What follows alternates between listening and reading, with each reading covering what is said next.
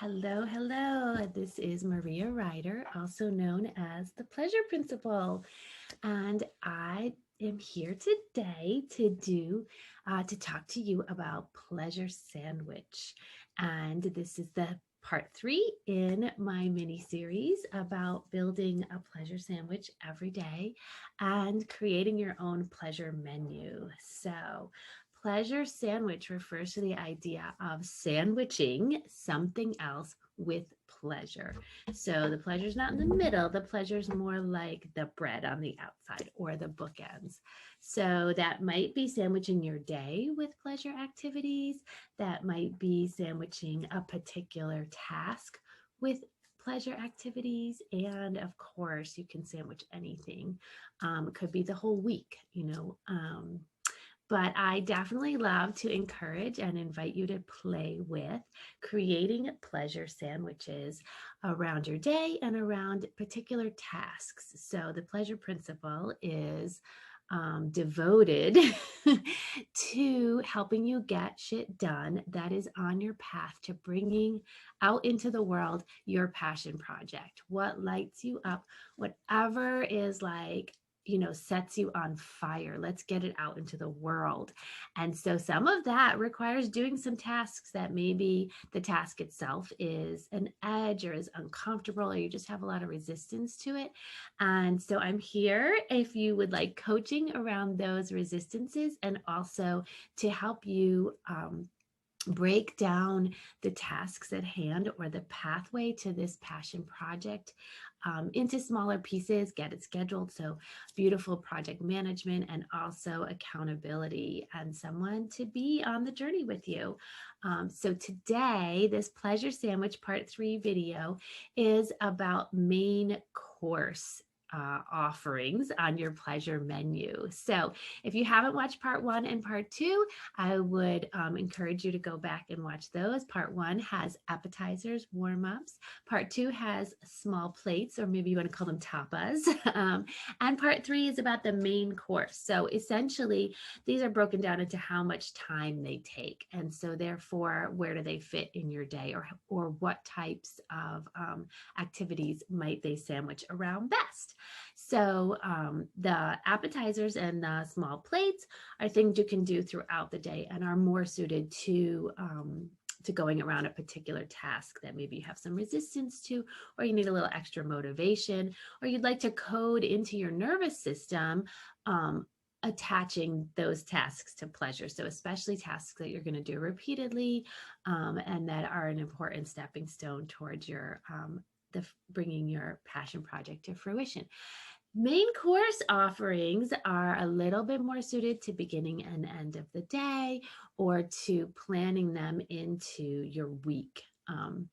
So maybe they're for the beginning and end of your week, or maybe they are, the planting the seeds for bigger adventures that are, more like monthly or something along those lines. So, main course offerings. Let me share this document on the screen with you.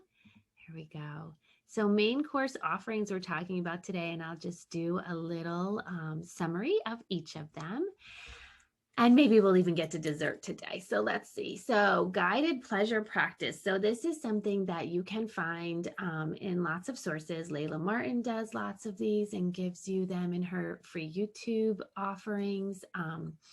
Dipsy Stories has some guided pleasure practices. Those are more like 10 minutes. And of course, you can extend them to your own offering, but lots of options there.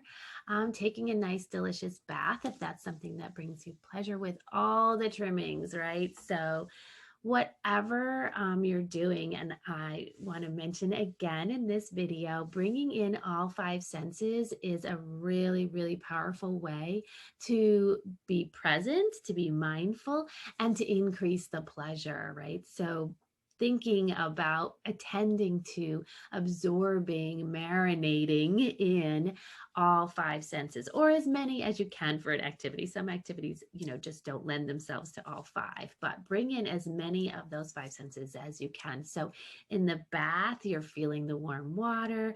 Maybe you've got some delicious scents from candles or from something you've added to the water. You dim the lights so that visually you're seeing beautiful things.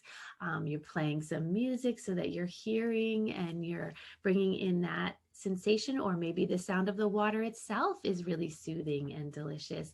Maybe you have a cup of tea or a glass of wine or some little delicious, yummy treat to eat while you're in the bath. Bringing all the senses online is really just so good for the nervous system to calm everything and to bring that sense of pleasure. So, relaxation and pleasure go hand in hand. Of course, partnered sex is a great way to have a main course of pleasure, deliciousness. Um, and so visiting big water is the next one on my list. So I am an ocean lover, beach lover, but any big water will get me into my pleasure state. So I live pretty close to a lake. And so just going and standing by the side of the lake can do that, or running water. So a creek or a stream or a river. So visiting the big water is one for me.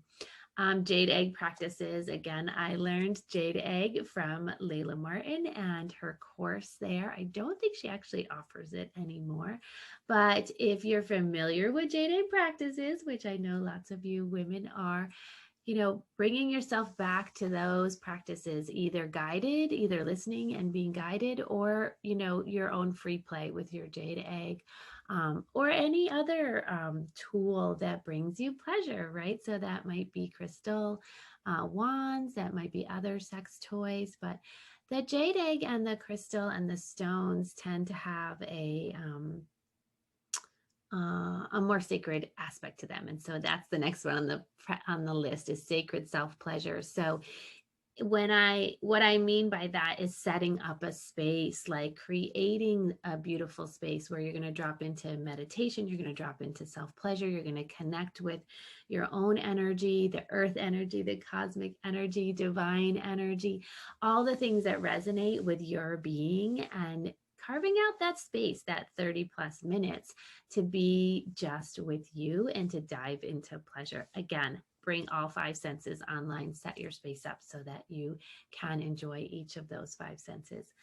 Next is nature time, going out and exploring the world in a more, in a broader way in terms of how much time you're spending with nature.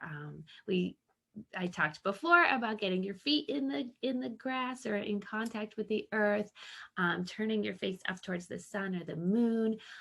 So in this like more expanded nature time, it would be going someplace else. So those things you can do super fast right outside your door. But exploring the wildflower meadow or a trail through, a paved trail, or just wandering through the forest, right? So really nature time is a delicious way to tap into pleasure and bring all five senses online. You see the theme? And the last one on my list right now is like sitting down with a glass of wine or a book or knitting, being with the wrapped up in the blanket by the fire. Can you tell it's turning into winter here, that this is what's on my mind? And of course, non-alcohol options are always delicious and pleasurable there too. Whatever, feels good to your system, that's the theme. So, and then I'll give you a quick little dessert list. So these are things that are not so much about the timing, and I don't like really plan for how much timing there are with these, but there's something extra sweet about them to me, so I put them on the dessert list of our menu. So girl talk, I often do that, what I call walk and talk. So I have a headset and I will get my exercise and be outside and fresh air, but talking to one of my girlfriends, really that lights me up and brings me a lot of pleasure. Mindful treat eating. So I used to be a big candy girl, and I still do eat candy, but when I eat a treat of any kind, it's again with that mindfulness, with bringing all five senses on, with really slowing down, feeling the texture and the taste, letting it melt in my mouth, feeling it come down my throat, enjoying the smell, all the things. And so that can be really pleasurable. In fact, it has been orgasmic at times to just really slow down and tune in. And so mindful treat eating is on my dessert list, and it can be a dessert. So both.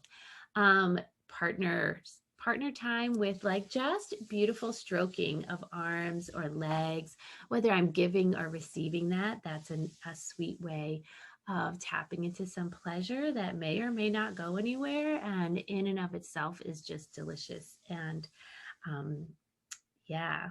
Singing myself a love song. So you may have heard me talk about this. All the love songs on the planet, right? They're part of our social conditioning around what relationships look like, around what you need and how to make yourself whole and what other people make you feel.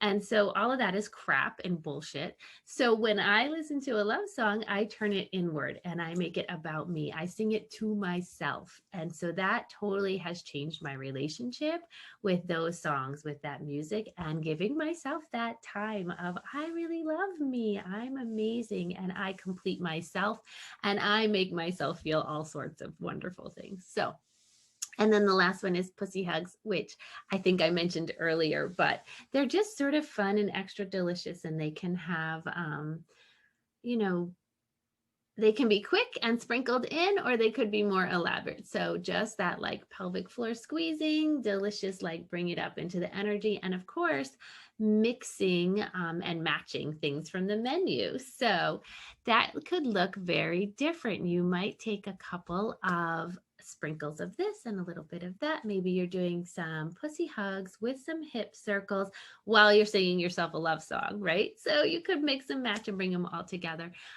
in any delicious combination for your personal pleasure sandwich. I hope this was helpful. I hope you put it into action, and I would love to hear. I'd love to get feedback and also love to hear your ideas. I'd love to add to my list and keep expanding it. So thank you so much. Enjoy your pleasure sandwich today.